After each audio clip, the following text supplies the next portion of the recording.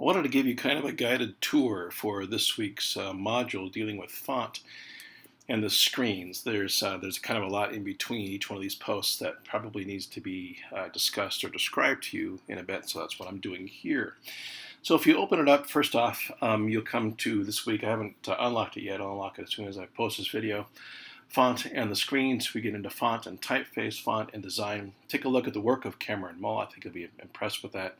And then we make kind of a squirrely little jump here. I'm going to have you watch a video by Clay Shirky, and then we'll get into a concept of what I mean by the screens, and then we'll see a kind of a departure from that, and then you have your design analysis due also at the end of this week that way. So let me get first off in font and design. If you click on that, it comes up with a bit of a primer, as they might say in Great Britain, on font and what it is that we're looking at here. So be sure you go through that. That's pretty straightforward here.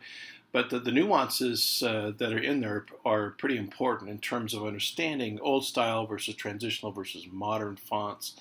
Might be a question or two on an assessment that might come up on that.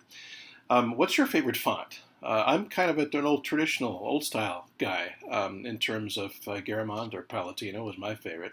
What's your favorite? What do you find yourself typing in if you happen to do anything like that, or have a font that might represent your voice that way? There are software out there that you can download that creates your own font. It takes what you have designed by your hand and then screenshots that and then builds your own font out of that if you want to. Now, if you're interested in that, I have a link. I can show you where you can find that. It's like $10 to go through and create your own font. With an understanding of what font is, then I want you to take a look at font in design. And these are images from one of my favorite places in San Francisco. It's a place called the Alembic. It's a bar and grill there. They've got the best ribs you'll ever find in, I think, west of the Mississippi. It's really good. But there's something to be said here about their collateral, okay, and how they're creating their notepads, their business cards, their stuff that they give away to patrons, even their menus, and using a lot of different types of font as well as color and contrast and line to go through and create an identity. The Alembic harks back to turn of the century, last century, in terms of the gold rush. So we have this gold leaf going on. And then they got some inspiration from all mercantile crates and bills of sale and stamps and those kinds of things to kind of come up with this look and feel. Now, there's a term we use in design, especially in using font, where we're using too many fonts. The term's called horsey. That looks too horsey, meaning we have too many fonts coming together. And certainly a critique of that nature could be made of the Alembic and what they're trying to do here. But horsey also usually implies that it was done without any kind of design impetus. You know, nobody really thought about it. They just kind of smashed a bunch of crap together. You've seen stuff like this. Maybe you've even created stuff like that, right?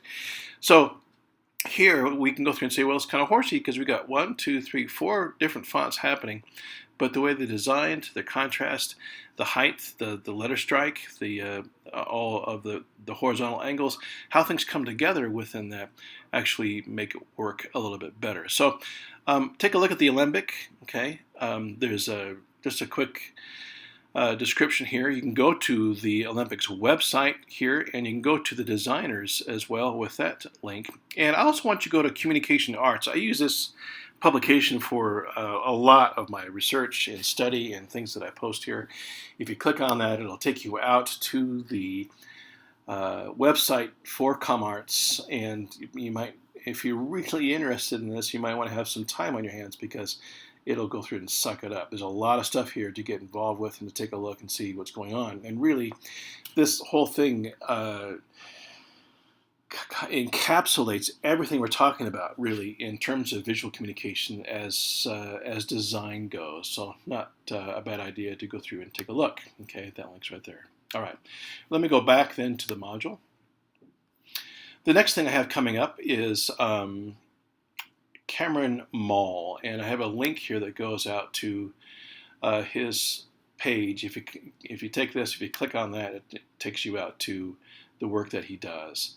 Let me go to this is the product page that what he puts out. Now, if you take a look here a little closer, and we use the Salt Lake Temple, I believe Cameron is of the LDS persuasion. He just came out with another letterpress poster for the Provo Temple as well.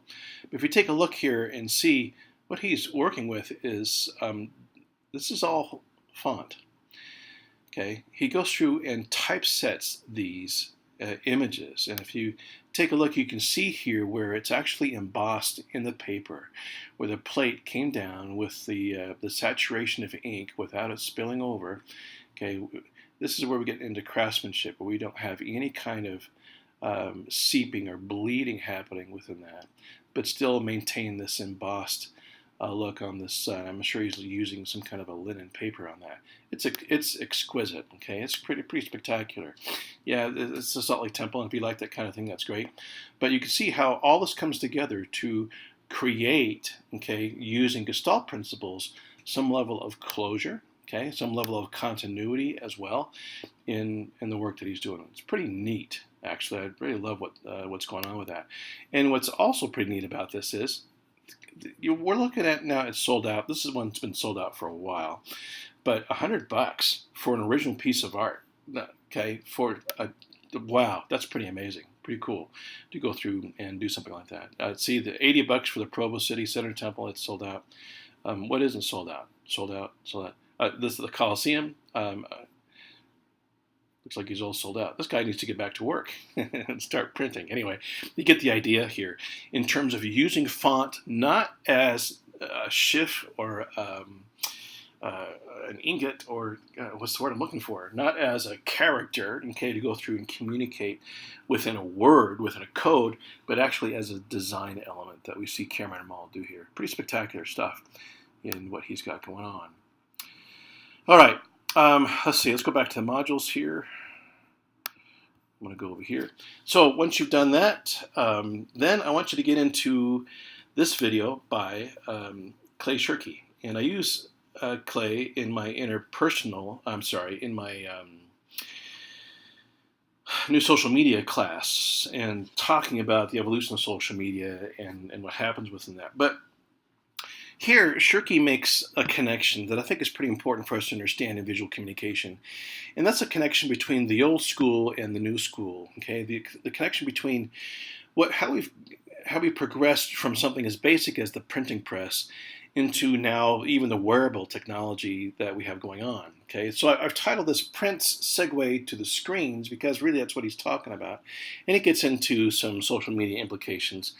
And this is given to folks at the Pentagon, so it's going to have a bit of a political stint to it, but nonetheless, it's pretty effective about what he's talking about.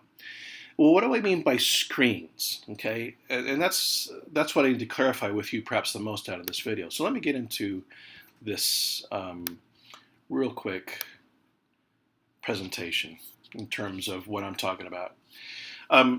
Arguably, if we were to consider if we were to define a screen to be something that's laid out, probably the first combination of letters into a plate, and when that plate was printed, might have constituted the screen. But this is print, okay? We held a piece of paper, or like Martin Luther, we hammered it onto the door of the church that way to make a change. And we dealt with this for a long time, really, for a couple, 300-400 years in terms of getting information put down into some type of a visual format. And then along came, depending on where you're from, Philo T. Farnsworth up in Idaho. There's a Russian inventor as well, but we got the cathode ray tube. This might be the earliest one that you can remember. This is the last one that I can remember here.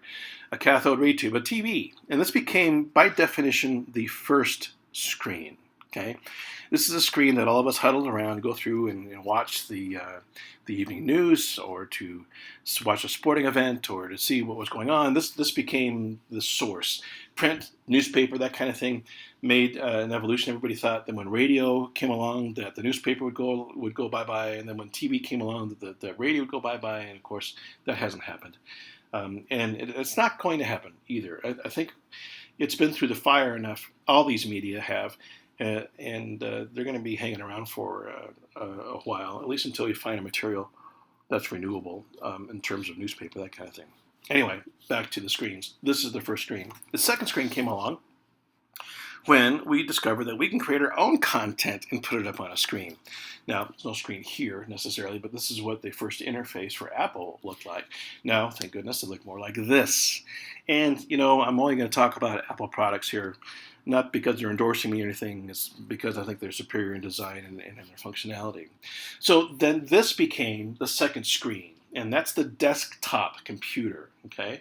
And we can argue that 2A, okay, would be the laptop computer, but they're serving the same purpose here, okay? So the first screen being the television set, the second screen then being the PC, the computer as it came along, both in the desktop and in the laptop versions. What do you think the third screen was?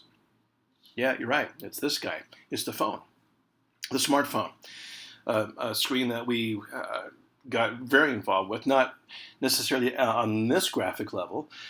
We were just going through and navigating menus and maybe texting, okay? You, again, that's probably before your time, but it still became a screen that we interfaced with. And then suddenly, not only were we able to text, but we're also able to get like NASDAQ updates for the stock market, text-based kinds of data, kinds of graphic material, but still, and they started to colorize it and put some graphic elements into it now, and then we've obviously fully evolved into this screen, the third screen being our smart devices. And the fourth screen was on its heels there as well in terms of tablets and what they were able to do with us. For some people, the third screen, too small, so let's get into the fourth screen.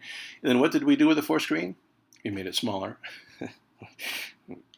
We're fickle consumers that way in terms of what's going on. So, okay, 4 screens: TV, PC, a smart device in terms of your phone, and then the tablet came along. What do you think number 5 was? Google made an attempt at Google Glass, and this is kind of what it ended up looking like. And it's not as sleek and pretty as maybe something from Apple. We could certainly tell who the nerds were, who might be closeted. They come out of the closet wearing this kind of material. But what this was doing was going through and superimposing then an interface that you would find on your smartphone right onto your field of view in terms of where you're looking. Not only that, but it would also record everything that you saw as well, which is, I can't think of nothing more that would shut down a conversation faster than somebody walking up to you with a pair of Google glasses on. So that went away, and we went into, what are we up to now? TV, PC, okay, 5. This is the 5th one, and it's wearable technology. And we're seeing this more and more in terms of not just something like a Fitbit, but something like a screen that wraps around your wrist. There are other devices that will actually project a screen onto your wrist that you could take a look at. That becoming the 5th screen. I think you're getting the idea here. What about this as the 6th? Oh, wait, this isn't a screen. No, the screen's in your brain. And this technology is closer than we think. And that is, it's a contact lens that has the ability to, much like Google Glass, to superimpose, to lay over a graphic image of what you might find in an interface on your iPhone in your field of view. And you can go through and navigate it by moving your eye or through verbal commands. And Bob's your uncle. So that's what I mean by screens, okay? All these screens come along. What Shirky's talking about in the video is everything has been combined through the network that we call the internet, okay? The web's brought together everything to where now we're just developing channels to go through and draw information out of that. We're no longer using ink for the most part. We're using data. We're using zeros and ones and distributing that across screens. Now, the first screen, the TV, is probably going to go away one of these days, okay, in terms of how we're using it. Certainly Netflix and Hulu and all those different streaming services have totally redefined what we're doing with that first screen, making a real merge between the first and second screen. I think eventually, and the third screen, well, the fourth screen too. Well, you know, again, all the screens. If it's mediated content, we'll have a way to go through and look at it. And suddenly the screens really won't matter anymore. All right, well, let me get out of that and finish up then what it is here that I'm talking about in terms of the modules for this. So watch the video with Clay Shirky, and we might get into a little bit of conversation about what he talks about. I think it's pretty fascinating. And then, then I have this, and I have one more I'm going to put up here as well that I just haven't put into the module yet for this video, but I'll put in. Creating content without using screens. And I've been fascinated by this, where we've made a departure from taking a seat or taking a stand or holding onto something, and creating visual content on other canvases using projection mapping. So take a look at this one. Another one we posted here called Box as well. There's a behind the scenes on how they did this. If you're a visual artist, you will find some inspiration here. If you're a filmmaker, I mean, it's pretty amazing. This is something that I intend on pursuing in my spare time as things go along. All right, and let's see, lastly then, so there will be one more module put up into that one as well, under projections in the forest. And the last one is your assignment, design analysis. And this is pretty cut and dry. What I'm looking for you to do here is to find two parallel, maybe even competing designs that are geared for the same audience.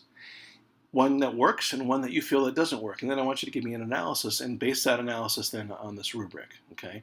Make sure you read the rubric thoroughly. Make sure that the two items that you're comparing are developed for the same audience. And what I mean by that is, for example, I use this logo here for a reason from the vehicle manufacturer Genesis, which really isn't Genesis, it's Hyundai. Don't tell anybody, but it's Hyundai that makes this thing, right? But this is a high-end automobile. And the reason why it doesn't say Hyundai on there is because they're trying to reach, and they're doing this very effectively, they're reaching an entirely different clientele. So for me to go through and compare this Genesis logo maybe to a Honda logo, which really the same ideas, the same icons, their brand identity going for our audience, but you know what? They're going for two different audiences, okay? One's high-end and one's not. So make sure as you gather your artifacts together, your two artifacts that you want to compare in terms of their design analysis, make sure that they're getting out to the same audience. All right? All right. I think that's about it. Good luck. Look forward to seeing what you post.